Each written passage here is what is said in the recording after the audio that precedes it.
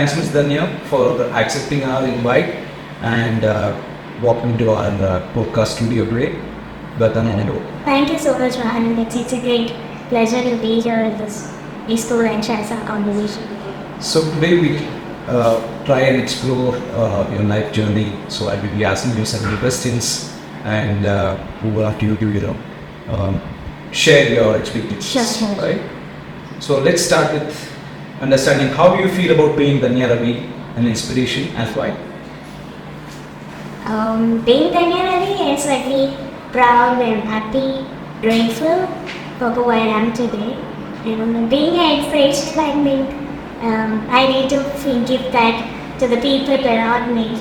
They are the ones who actually made me who I am. So I think that goes to them.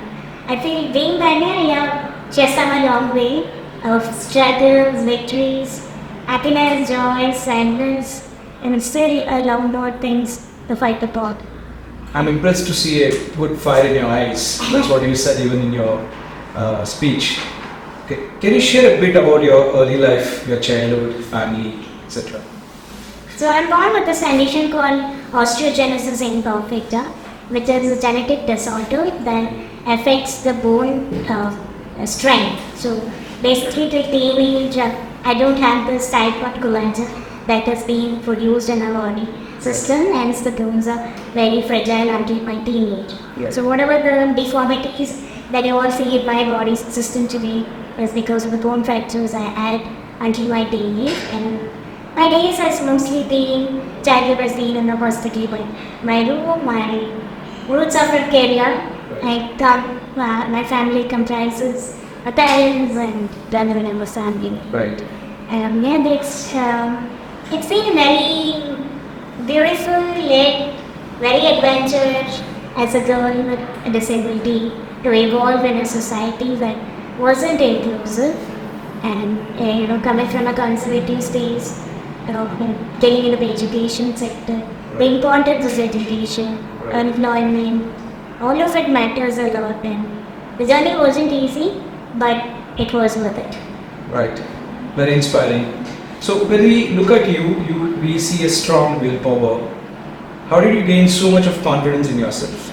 I think it is because of the failures I faced or the rejections I faced, I would say. I have a human ultimately, and it's not that I have a huge willpower or a confidence level. A part of me still goes to the dark sides of days and time.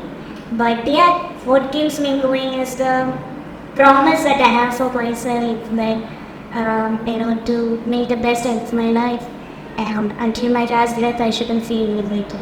Awesome. So what have been some of the biggest challenges you have faced due to the condition that you are in? I think a lot, not just where I feel firstly, like I said, I was born in a state where inclusivity was just in the dictionary, and even when it comes to a family, now the generations, I had a person with disability in my family. Right. I was something very different, and my parents were at their best to give me the best of treatment available. And beyond that, they doesn't know the nurture and what next, right? So, they have always done their best in making sure they give the same treatment of what they give to my brother, who I had an elder brother. So, they grew up together, and it is very difficult. That was access to education was one big challenge that I faced. Right. But still I got evolved, and today I'm able to speak. I think it's a skill set that has helped me, Right. to practice and work on it.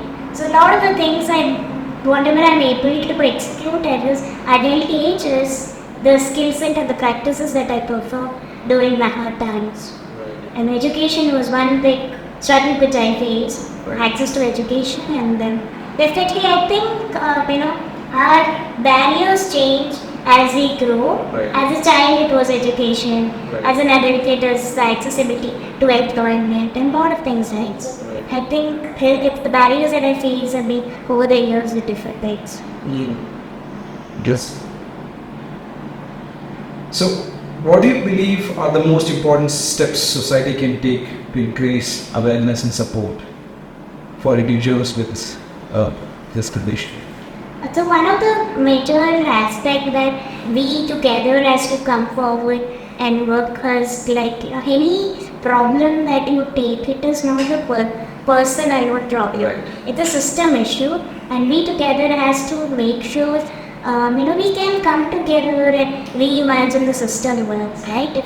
If today there is still an accessible issue towards education or even a gap of not getting into the corporate level, what is that, Right. like? We all can work on the accessibility part in the memo. So I think one of the main aspects that you, me and everyone is listening to the podcast can do is like being more responsible to themselves, Right. and take conscious actions and conscious decisions, right? Like what thin line that you choose today matters a lot for yourself and things that you contribute. So make it very wisely. That actually makes a lot of changes, and it also makes us more humble as a person to understand what we are. And the human side of it as well. Yes, We absolutely. are all human beings, same human beings. Right. So what inspired you to become a disability evangelist and motivation speaker? I guess so. Disability evangelist. I would say that this was the labels which I never created. It just happened. I would say. Correct. Like as I said, there is a set of struggles that I went through. When I came to the sector, I saw many people with my condition or even as a person with disability going through it. Either it can be accessibility to education or not having to connect between the body and the mind because you're disability, or maybe not having access to the assistive solutions. Right. Or there's a lot of barriers and even lack of awareness among the parents and the child on that. So I feel like all of us are going through the similar challenges, and why do we want to settle for less, right? Right. The idea was, it started from where I kind of became viral on WhatsApp group, then meeting persons with disability, peer group system. So that's where we started complimenting each other, and it's a common issue that each of us are facing on some stage or the other way. And so making it normalizing is what I think make good as it. You work for a corporate and I work for a corporate. You'll be an entrepreneur, I can also be an entrepreneur, right? So how do we kind of reach there? Alright. Making it the same system, because I think every life matters a lot. Whether we come from whatever race or caste, minority community or trans community, Right. disability community, I think it is a life and it's a human system that we all have to be accepted for who they are. And they also have the rights and the worries for all of us. Absolutely. We all are blessed in our existence as human beings on the earth. So why it's such a bless, Yeah. right? Come on. Okay. So how did you feel when you received your first award, major award, and what does it mean to you? So I think at Karmaveer coming from a perspective of a woman, I would say Right. that being grown up in a family that really doesn't know what you are, and that also not aware, oh, this girl is going to be what rights and all of that, right? So coming from there, or even when you as a person have a vision of growth and independence, I think honors help us identify who they are, and it plays a major role in making your vision reach to the unreached level. Any honors you get, taking that on, it's not just majors, I would say, but any honors or recognitions plays a role in contributing or being more responsible. Yeah. I remember being heard, or even they all come from a side of materialistic mind to at some point in time. Yes. So being financially independent and being recognized plays a huge role in contributing in creating your own space. So for me, it was a humbling experience, Right. but I would say honors and recognition plays a huge role in making your whole system reach to the unreached. I wish you get more of such awards in future as well. Thank you.